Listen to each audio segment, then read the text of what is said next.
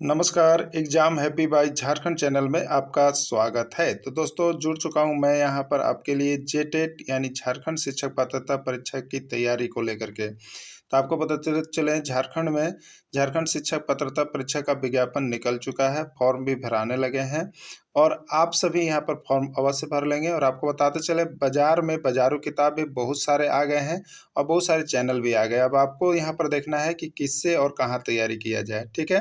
तो देखिए विज्ञापन में यह स्पष्ट रूप से लिखा हुआ है कि आपको जो है यहाँ पर झारखंड के टेक्स्ट बुक पाठ्यक्रम पर आधारित प्रश्न पूछे जाएंगे। तो आपको यदि 1 से 5 के लिए जीके की तैयारी करना हो या आपको यहाँ पर सामाजिक विज्ञान की आप यदि तैयारी कर रहे हैं तो यह चैनल जो है आपके लिए सबसे बेस्ट होगा, क्योंकि आपके लिए हम सिर्फ और सिर्फ JCERT टेक्स्ट बुक का चैप्टर वाइज PDF और उसके साथ उसकी क्लासेज और साथ में बात करने की सुविधा भी आपको दे रहे हैं, ठीक है। इसमें से प्रथम 100 कैंडिडेट को 500 रुपये में एडमिशन किया जा रहा है, लेकिन अब यह 100 कैंडिडेट पूरे हो गए हैं और फिर से 50 कैंडिडेट बढ़ाया गया है। अगर इसके बाद भी आप नहीं जुड़ पाते हैं तो आपकी यह राशि जो है अब बढ़ करके हो जाएगी 800 रुपये। कितने लगेंगे आपको? 800 रुपये लगेंगे यदि आप जुड़ना चाहते हैं सामाजिक विज्ञान शिक्षा के लिए। तब यह वीडियो देखिए, आपको यहाँ पर क्या है कि यहाँ से आपको विभिन्न राज्यों के शिक्षक पात्रता परीक्षा में पूछे गए प्रश्न भी हम लोग कंप्लीट करवा रहे हैं। साथ ही साथ यहाँ पर आपको जो है कि JCERT टेक्स्ट बुक का चैप्टर वाइज नोट्स और PDF दे रहे हैं। यदि आपके पास टेक्स्ट बुक नहीं है तो आप यहाँ से ही पढ़ेंगे, ठीक है। दूसरे कहीं भी किसी भी चीज़ की तैयारी करने की आवश्यकता नहीं होगी, सिर्फ यहाँ से जुड़ करके आप तैयारी करेंगे तो आपका 100% तैयारी हो जाएगा। तो आपको यहाँ से सारे नोट्स, PDF, वीडियो सब कुछ आपको 500 रुपये में ही अभी प्रोवाइड किए जा रहे हैं। तो आप अभी के अभी जुड़ जाएंगे, नहीं तो यहाँ पर जैसे ही कैंडिडेट बढ़ते हैं तो आपको यहाँ पर लगने लगेंगे अब 800 रुपये। तो अपनी लाइफ बनाने के लिए, जेटेट परीक्षा पास करने के लिए आप अवश्य जुड़े। तो चलते हैं यहाँ पर महत्वपूर्ण प्रश्न की और वीडियो में देखिए हम आपके लिए राजनीति शास्त्र के अंतर्गत आपको क्लास 6 का एक्सरसाइज 2 से लेकर 7 तक के 2 से लेकर 7 तक के महत्वपूर्ण प्रश्नों का इसमें हमने चयन किया है। तो आप सभी वीडियो के अंत तक जुड़े रहिएगा, बने रहिएगा और देखते रहिएगा, क्योंकि ये आपका जो प्रश्न है only for JCERT text book का है, कहीं किसी का बाहर का नहीं है और उतना ही प्रश्न है जितना आपके टेक्स्ट बुक से बन सका है। इसलिए आपको अगर एग्जाम में अच्छे अंक लाना है, परचम लहराना है, तो JCERT टेक्स्ट बुक एक ही चीज़ पढ़ना है, ठीक है। तो आपको यहाँ सारा नोट्स, PDF और वीडियो आपको सारा कुछ व्हाट्सएप पर प्रोवाइड करके आपको यहाँ पर क्लास दिया जा रहा है। आप अभी भी जुड़ करके यहाँ से सारा नोट्स, PDF और क्लासेस ज्वाइन कर लीजिएगा, ठीक है। और यदि आप 1 से 5 के शिक्षक हैं, 1 से 5 के शिक्षक हैं तो यह वीडियो आपके लिए GK सेक्शन के अंतर्गत काम करेगा, ठीक है, जो कि आपको 30 नंबर का है। और अगर यदि आप 6 से 8 के शिक्षक की तैयारी कर रहे हैं तो यह आपका 60 नंबर का जो है उसमें यह काम करेगा। तो दोनों ही शिक्षकों के लिए यह वीडियो बहुत ही महत्वपूर्ण है। तो आप सभी जुड़ करके अभी तैयारी करना शुरू कर दीजिएगा। और आप कहीं से भी तैयारी कर रहे हैं कोई बात नहीं है, बहुत ही सस्ते रेट में हम आपको यहाँ पर JCERT नोट्स का पूरा यहाँ पर नोट्स और उसके साथ साथ वीडियो आपको डेली शेयर करते हैं, जिससे वहाँ से हज़ारों स्टूडेंट जुड़ करके तैयारी कर रहे हैं और बहुत ही अच्छा रिजल्ट होने वाला है। तो आप सभी जुड़ करके हमारे व्हाट्सएप ग्रुप से जरूर तैयारी कर लीजिएगा, ठीक है। चलिए देखिए, भारत का संविधान है 1001 बार प्रश्न पूछा गया है कि भारत का संविधान क्या है। और सभी राज्यों के शिक्षक पात्रता परीक्षा में भी आया हुआ है, जहां तक आपका जेटेट में भी आया हुआ यह प्रश्न है, ठीक है। लिखित अलिखित दोनों या कोई नहीं, ठीक है। तो हमारा संविधान जो है कैसा है? तो लिखित संविधान है। भारत का संविधान कैसा है? लिखित संविधान है। ब्रिटेन का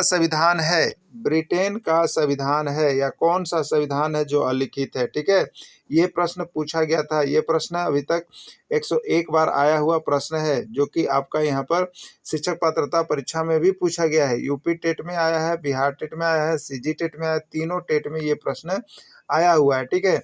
तो ब्रिटेन का संविधान है लिखित अलिखित दोनों या कोई नहीं। तो ब्रिटेन का संविधान कैसा है? अलिखित संविधान है, ठीक है। ये लिखित संविधान की श्रेणी में नहीं आता है। अगला प्रश्न है, संविधान सभा को कहा जाता है। एक संविधान सभा को उपाधि दी गई है, किसकी उपाधि दी गई है बताना है आपको। उत्तर भारत का, लघु भारत का, दीर्घ भारत का या कोई नहीं, ठीक है। संविधान सभा को कहा जाता है। ये प्रश्न आपका जो है कि आपका पंजाब टेट में आया हुआ था, पंजाब टेट में 1 बार और हरियाणा टेट में भी एक बार और राजस्थान टेट में भी एक बार यही प्रश्न पूछा गया था। ठीक है, तो संविधान सभा को क्या कहते हैं हम लोग? लघु भारत कहते हैं या मिनी संविधान कहते हैं। ठीक है, लघु भारत कहिएगा। क्या कहिएगा? लघु भारत। संविधान सभा की प्रथम बैठक या प्रथम अधिवेशन कब हुआ? संविधान सभा की प्रथम बैठक या प्रथम अधिवेशन कब हुआ? 1011 बार इस समय आपका प्रश्न पूछा गया है और ये तो लगभग सभी राज्यों के एग्जाम में भी पूछ दिया गया है। ठीक है, सभी राज्यों के शिक्षक पात्रता परीक्षा के भी एग्जाम में आए हुए हैं। ठीक है, तो संविधान सभा की प्रथम बैठक कब हुई आपको बताना है। 9 दिसंबर 1946, 29 दिसंबर 1947, 8 दिसंबर 1948 या कोई नहीं। ठीक है, तो संविधान सभा की प्रथम बैठक जो हुई थी उसकी तिथि है 9 दिसंबर 1946 ईस्वी। याद रखिएगा 9 दिसंबर 1946। प्रश्न बार बार आ रहा है, हो सके आपका यहाँ पर जेटेट एग्जाम में आ जाए, एकदम कन्फर्म हो जाइएगा। ठीक है, संविधान सभा की प्रथम बैठक कहाँ हुई? संविधान सभा की प्रथम बैठक कहाँ हुई? ब्रिटेन में, इंग्लैंड में, संसद भवन के केंद्रीय कक्ष में या कोई नहीं। ठीक है, तो संविधान सभा की जो बैठक हुई थी वो आपका यहाँ पर संसद भवन के केंद्रीय कक्ष में हुआ था। ये प्रश्न आपका जो है सीजी टेट का आया हुआ प्रश्न है, एक बार सीजी टेट में पूछा गया है। तो देखिए हर दिन यहाँ अपडेट नोट्स बनता है, ऐसे नहीं कि आपके पहले का नोट्स बन करके रखा हुआ है उसी को हम दे रहे हैं। आपको सभी राज्यों के शिक्षक पात्रता परीक्षा को भी यहाँ पर हम मद्देनजर देखते हैं, जो कि देखिए कहीं भी किसी भी इंस्टीट्यूट पर आपको इस तरह का नोट्स और हैंड रिटेन नोट्स उपलब्ध नहीं है। ठीक है, तो अपनी लाइफ बनाने के लिए, अपना जेटेट पास करने के लिए नोट्स यहीं से पढ़ने हैं, बाकी कहीं से नहीं पढ़ने हैं।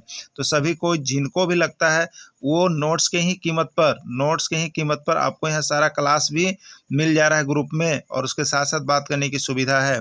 तो आज ही जुड़े, अभी ही जुड़े, सिर्फ और सिर्फ 500 रुपये में। ठीक है, संविधान सभा के अस्थायी अध्यक्ष कौन थे? ठीक है, संविधान सभा में दो तरह के अध्यक्ष हुए थे, एक अस्थायी अध्यक्ष और एक अस्थायी अध्यक्ष। तो जब तक अस्थायी अध्यक्ष नहीं बने थे उस समय अस्थायी अध्यक्ष की नियुक्ति की गई थी, तो वो कौन है बताना है। ठीक है, पंडित जवाहरलाल नेहरू, डॉक्टर भीमराव अम्बेडकर, डॉक्टर सच्चिदानंद सिन्हा या सरदार वल्लभ भाई पटेल। ठीक है, तो संविधान सभा के अस्थायी अध्यक्ष जो थे वो आपको डॉक्टर सच्चिदानंद सिन्हा जी को बनाया गया था। ठीक है, प्रश्न बहुत ही इंपॉर्टेंट है, प्रश्न 1001 बार आया हुआ प्रश्न है, याद रखिएगा। अस्थायी अध्यक्ष और अस्थायी अध्यक्ष दो का नाम याद रख लीजिएगा। अस्थायी यहाँ भी आ गया है, इसके नीचे भी प्रश्न आ रहा है अस्थायी का भी, उसको भी हम दिखाएंगे। तो अस्थायी अध्यक्ष में डॉक्टर सच्चिदानंद सिन्हा। कौन है अस्थायी में? डॉक्टर सच्चिदानंद सिन्हा। अगला प्रश्न है संविधान सभा के अस्थायी अध्यक्ष कौन थे? संविधान सभा के अस्थायी अध्यक्ष कौन थे? पंडित जवाहरलाल नेहरू, डॉक्टर राजेंद्र प्रसाद, डॉक्टर सच्चिदानंद सिन्हा या कोई नहीं। ठीक है, संविधान सभा के अस्थायी अध्यक्ष कौन थे? पंडित जवाहरलाल नेहरू, डॉक्टर राजेंद्र प्रसाद, डॉक्टर सच्चिदानंद सिन्हा या कोई नहीं। ठीक है, तो देखिए संविधान सभा के जो अस्थायी अध्यक्ष थे वो आपका डॉक्टर राजेंद्र प्रसाद थे। कौन थे? डॉक्टर राजेंद्र प्रसाद। संविधान निर्माण की दिशा में सबसे पहला कदम क्या था? संविधान निर्माण की दिशा में सबसे पहला कदम क्या था? जवाहरलाल नेहरू द्वारा प्रस्तुत उद्देश्य प्रस्ताव, भीमराव अंबेडकर द्वारा उद्देश्य प्रस्ताव, डॉक्टर राजेंद्र प्रसाद द्वारा प्रस्तुत उद्देश्य प्रस्ताव या कोई नहीं। ठीक है, तो संविधान सभा के निर्माण की दिशा में सबसे पहला कदम जो था वो जवाहरलाल नेहरू द्वारा प्रस्तुत उद्देश्य प्रस्ताव को बनाया गया था। जवाहरलाल नेहरू द्वारा प्रस्तुत उद्देश्य प्रस्ताव को बनाया गया था, राइट आंसर होगा। पंडित जवाहरलाल नेहरू द्वारा उद्देश्य प्रस्ताव कब प्रस्तुत किया गया? पंडित जवाहरलाल नेहरू द्वारा उद्देश्य प्रस्ताव कब पारित किया गया? प्रश्न आपका आया हुआ है किसमें? तो सीजी टेट में एक बार आया हुआ है और यहाँ पर पंजाब टेट की बात कीजिएगा तो इसमें भी एक बार आया हुआ है। ठीक है, और यहाँ पर आपका यूपी टेट में भी एक बार आया हुआ है। तो देखिए इस तरह से यहाँ आए हुए और पूछे गए प्रश्न है ना। पंडित जवाहरलाल नेहरू द्वारा उद्देश्य प्रस्ताव कब प्रस्तुत किया गया? 9 दिसंबर 1946 ईस्वी, 11 दिसंबर 1946, 13 दिसंबर 1946 या कोई नहीं। राइट आंसर आपका इसमें जो है सी हो जाएगा, 13 दिसंबर 1946 ईस्वी को किया गया था। आइए इस पर कुछ नोट्स हम देख लेते हैं, क्या क्या इसकी घटनाएं कैसे कैसे हुई थी, सारी चीज़ों को मेंशन भी कर लेंगे हम लोग एक बार। ठीक है, देखिए यहाँ पर है 9 दिसंबर 1946 ईस्वी को संविधान सभा की प्रथम बैठक हुई। पहला बात हो गया, देखिए 9 दिसंबर 1946 ईस्वी को संविधान सभा की प्रथम बैठक। वहीं देखिएगा 11 दिसंबर 1946 ईस्वी को डॉक्टर राजेंद्र प्रसाद संविधान सभा के अस्थायी अध्यक्ष चुने गए। देखिए 9 दिसंबर संविधान सभा की प्रथम बैठक, 11 दिसंबर डॉक्टर राजेंद्र प्रसाद संविधान सभा के अस्थायी अध्यक्ष। अस्थायी कौन थे? डॉक्टर सच्चिदानंद सिन्हा थे। ठीक है, अस्थायी डॉक्टर सच्चिदानंद सिन्हा थे और अस्थायी कौन होगा? डॉक्टर राजेंद्र प्रसाद। अगला क्या है?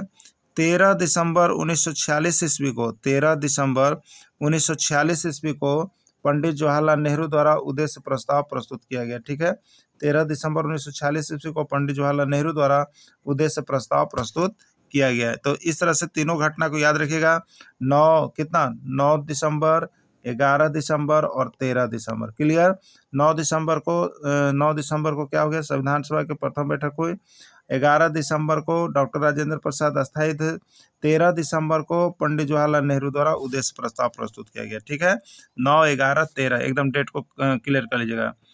प्रारूप समिति के सदस्यों की संख्या कितनी थी? प्रारूप समिति के सदस्यों की संख्या कितनी थी? 5, 6, 7 या 8। तो प्रारूप समिति के सदस्यों की संख्या कितनी थी? 7। याद रखिएगा, प्रारूप समिति से एक प्रश्न हर बार पूछा जाता है, इसलिए आप सभी प्रारूप समिति के जो सदस्य थे उनको कौन पद दिया गया था वो भी लिख लीजिएगा। ठीक है, इसमें तो हमने जितने प्रश्न बने हैं उसी को दिए हैं, लेकिन आगे और भी इस पर समिति पर और महत्वपूर्ण प्रश्न आएंगे। लेकिन फिलहाल अभी जितना JCERT से निकल के आ रहा है बस हम आपको उतना ही दे रहे हैं, क्योंकि प्रश्न की कोई कमी नहीं है। एक चीज़ बता देते हैं आपको, JCERT का जो प्रश्न बन गया ना वो प्रश्न छपना है। जैक की किताब जो है वही ऑथेंटिक किताब है, और जैक से आप क्या कर सकते हैं, अगर कोई प्रश्न गलत भी है और जैक की किताब में दिया हुआ है तो आप कंप्लेन कर सकते हैं, जो कि आपको मार्क्स मिलेगा।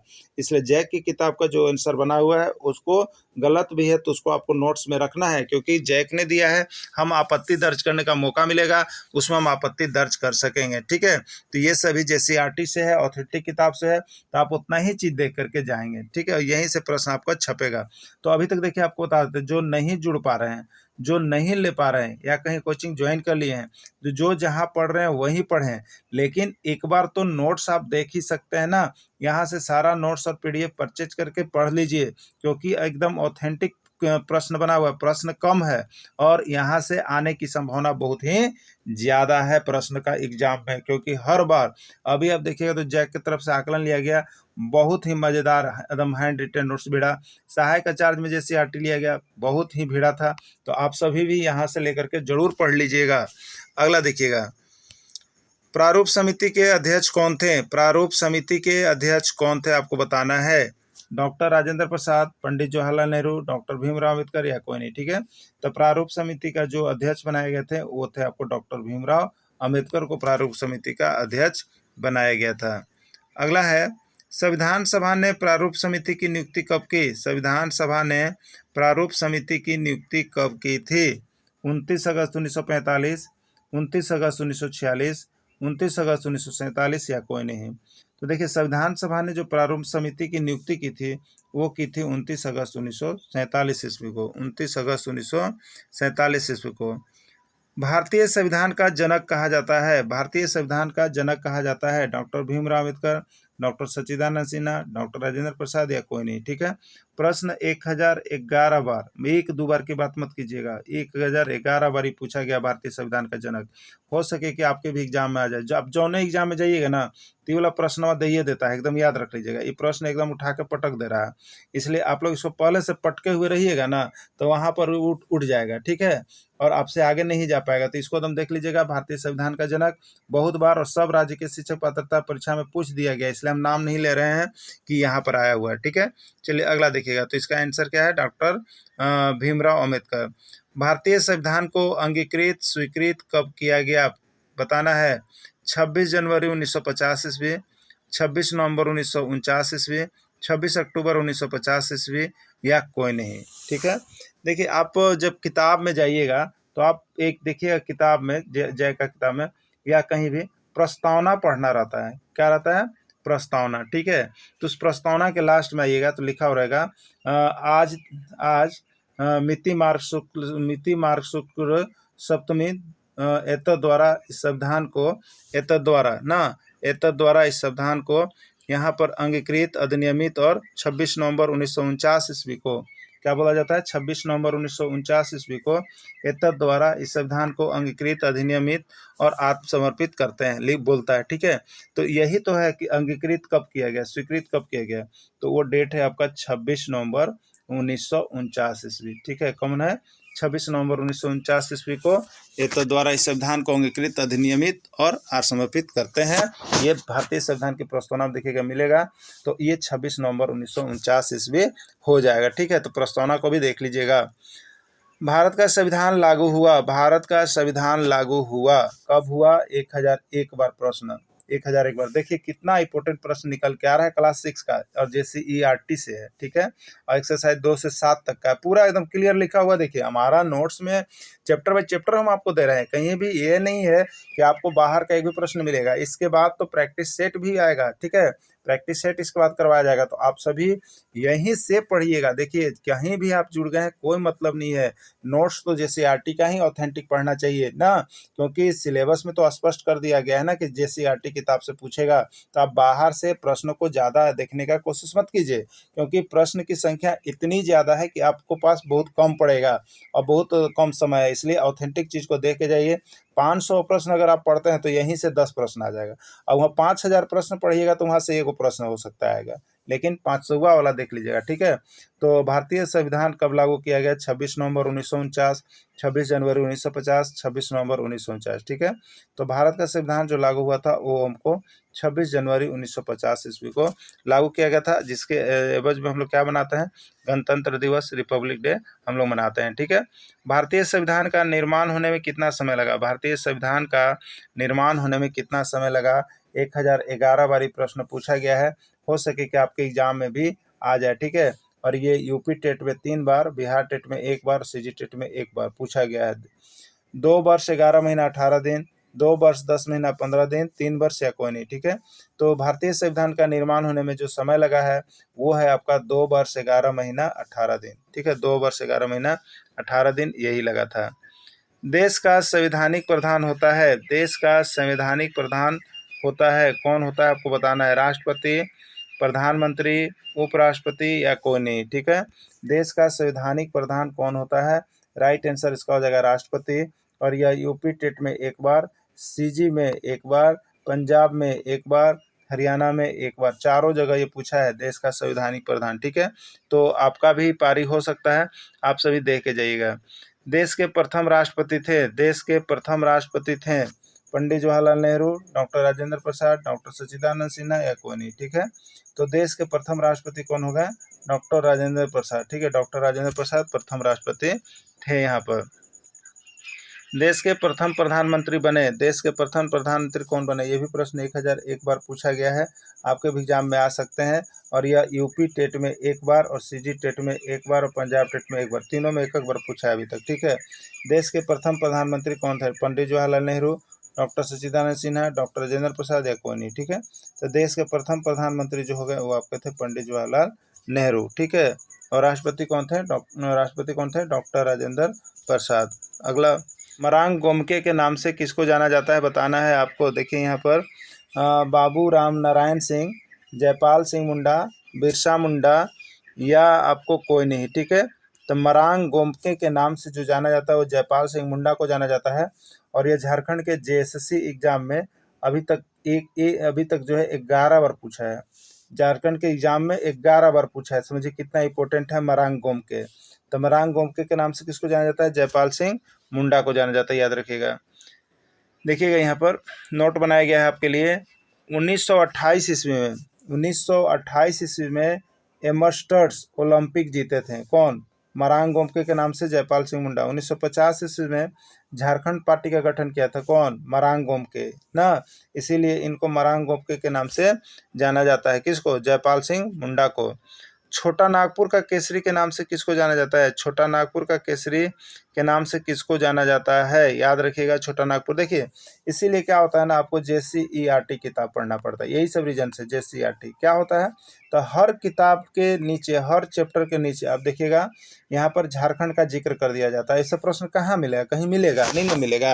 अब कहिएगा कि कहाँ से आ गया था जी, तो यही सब प्रश्न आपको JCERT पढ़िएगा ना तो आपको झारखंड देखने का जरूरी पड़ेगा ही नहीं पड़ेगा। अगर झारखंड से कुछ पूछ भी रहा है ना तो जितना JCERT किताबों में दिया हुआ है वही पूछ रहा है। रहा है। तो इसीलिए जेसीईआरटी आपको देखना बहुत ही ज़रूरी हो जाता है। और देखिए हम तो आपको बहुत ही कम कीमतों पर आप सभी विद्यार्थियों को देखते हुए यहाँ पर कम रेट पर आपको सारी चीज़ प्रोवाइड कर रहे हैं, चाहे वो नोट्स हो, चाहे वो वीडियो हो, चाहे वो बात करने की सुविधा हो, सब कुछ सिर्फ 500 रुपये में। छोटा नागपुर केसरी के नाम से जाना जाता है जयपाल सिंह मुंडा, बाबूराम नारायण सिंह, रीता फारिया, नीलांबर। ठीक है, तो छोटा नागपुर केसरी के नाम से किसको जाना जाता है, याद हो गया होगा आपको, बाबूराम नारायण सिंह को। किसको, बाबूराम नारायण सिंह को। ठीक है, अगला है बाबूराम नारायण सिंह को छोटा नागपुर की केसरी का उपाधि किसने दिया। देखिए ये प्रश्न अभी तक झारखंड में जितना एग्जाम हुआ सब एग्जामों में लगभग पूछा है, सब एग्जामों में लगभग ये वाला प्रश्न आया है झारखंड में। ठीक है, तो बाबूराम नारायण सिंह को छोटा नागपुर केसरी का उपाधि किसने दिया था, पंडित जवाहरलाल नेहरू, डॉक्टर राजेंद्र प्रसाद, सरदार वल्लभ भाई पटेल या कोनी। ठीक है, तो बाबूराम नारायण सिंह को जो उपाधि दिए थे वो आपके थे यहाँ पर डॉक्टर राजेंद्र प्रसाद के थे, डॉक्टर राजेंद्र प्रसाद।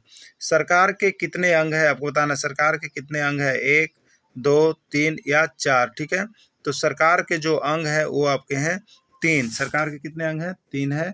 वो कौन आता है, तो हम लोग देते हैं विधायिका, कार्यपालिका और न्यायपालिका, इसी तीनों को यहाँ पर सरकार के अंग के नाम से जानते हैं। तो सरकार के कितने अंग हैं, 3 है। क्लियर हो गया। चलिए अगला देखिएगा, इसमें सरकार के कौन कौन अंग है, इसमें सरकार के कौन कौन अंग है आपको बताना है, विधायिका, कार्यपालिका, न्यायपालिका या सभी। राइट आंसर क्या हो जाएगा इसका, सभी हो जाएगा। सरकार के जो अंग है ये सभी हैं। ठीक है, यूपी टेट में 2 बार, एमपी टेट में 1 बार, सीजी टेट में 1 बार, पंजाब टेट में 1 बार। ठीक है, सरकार का अंग ये पूछा गया है। अगला देखिएगा, सरकार के कौन से अंग के पास कानून बनाने की शक्ति प्राप्त होती है, सरकार के कौन से अंग के पास कानून बनाने की शक्ति प्राप्त होती है, विधायिका, कार्यपालिका, न्यायपालिका या कोई नहीं। ठीक है, या सभी। ठीक है, तो देखिए ये जो कानून बनाती है ना वो आपका बनाती है विधायिका, विधायिका कानून बनाती है। ठीक है, विधायिका कानून बनाती है, याद रखिएगा।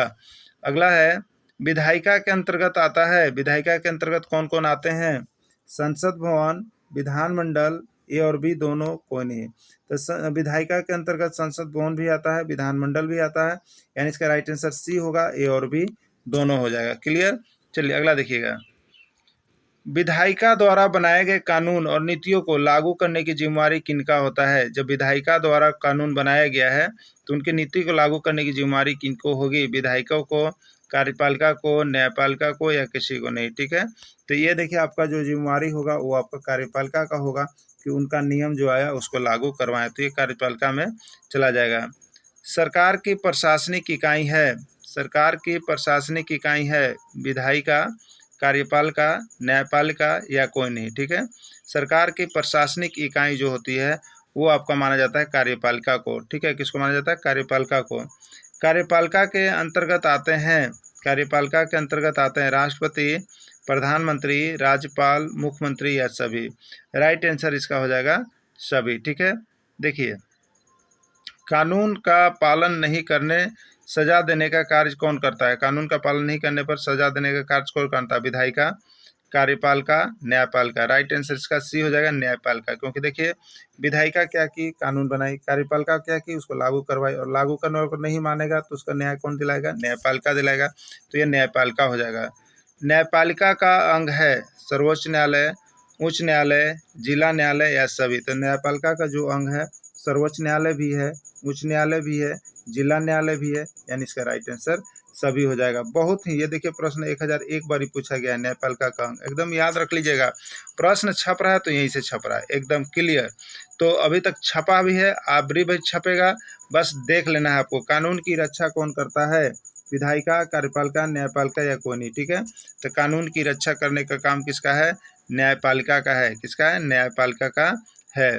विश्व में सर्वप्रथम महिलाओं को मत देने का अधिकार किस देश को मिला, विश्व में सर्वप्रथम महिलाओं को मत देने का अधिकार किस देश को मिला। देखिए ये प्रश्न बहुत ही इंपॉर्टेंट है, 1001 बार आपके एग्जाम में पूछ दिया गया है, हो सके कि आपके भी एग्जाम में आ जाए, इसलिए आप सभी इसको जरूर देख करके आइएगा, इसलिए आप सभी इसको जरूर देख करके आइएगा। ठीक है, तो विश्व में सर्वप्रथम महिलाओं को मत देने का अधिकार सबसे पहले किस देश को दिया गया, तो वो आपका था न्यूजीलैंड। किस देश को मिला था, न्यूजीलैंड को मिला था। ऐसे ऐसे प्रश्न आपको देखिए आएंगे एग्जाम में, कन्फर्म रहिए।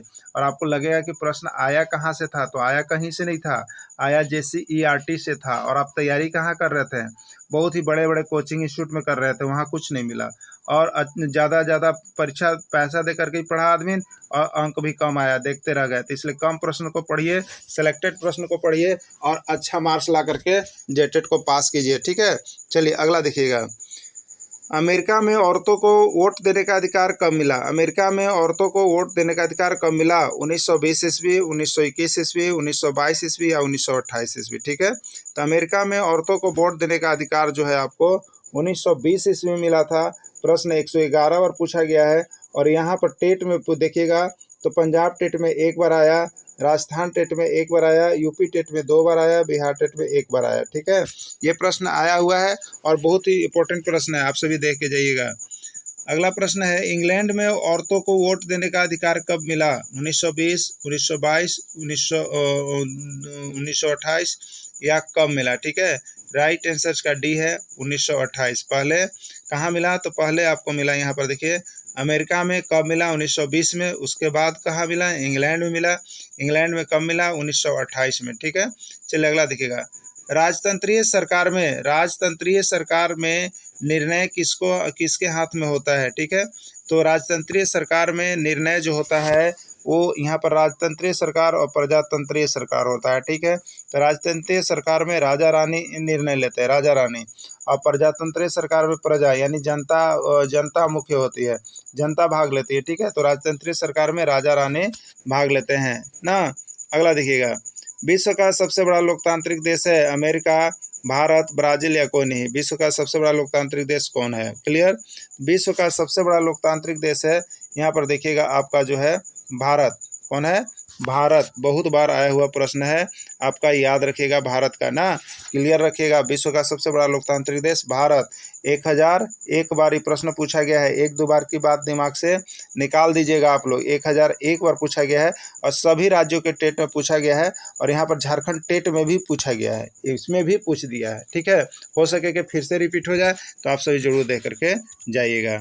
यंग इंडिया नामक पुस्तक किसने लिखा? पंडित जवाहरलाल नेहरू, डॉक्टर राजेंद्र प्रसाद, भीमराव अम्बेडकर या महात्मा गांधी? ठीक है, तो यंग इंडिया नामक पुस्तक किसने लिखा? महात्मा गांधी ने लिखा। ये सभी प्रश्न आपके आए हुए थे, आपने देखा। तो अब इसका नेक्स्ट वीडियो लेकर के हम आएंगे। तो आपको यहाँ पर देखिए सारी क्लासेस शुरू है, सभी की क्लासेस चल रही है। आप सभी व्हाट्सएप ग्रुप से जुड़ जाइए, आपको बहुत ही सरल पढ़ाई आपको यहाँ पर दिया जा रहा है, कोई डिस्टर्बिंग नहीं। आपको सारा नोट्स, सारा वीडियो, बात करने की सुविधा, सारी चीज़ें सिर्फ और सिर्फ नोट्स की कीमत पर ही 500 रुपये में प्रोवाइड हम कर रहे हैं। तो आप सभी, अभी वीडियो मिलता है, आपको मोबाइल नंबर दिया गया देखिए 9631054226 पर अभी संपर्क कर सकते हैं और यहाँ से सारा नोट्स, PDF, पढ़ाई सभी कुछ 9631054226 को नोट करके कॉल कर लेंगे। धन्यवाद।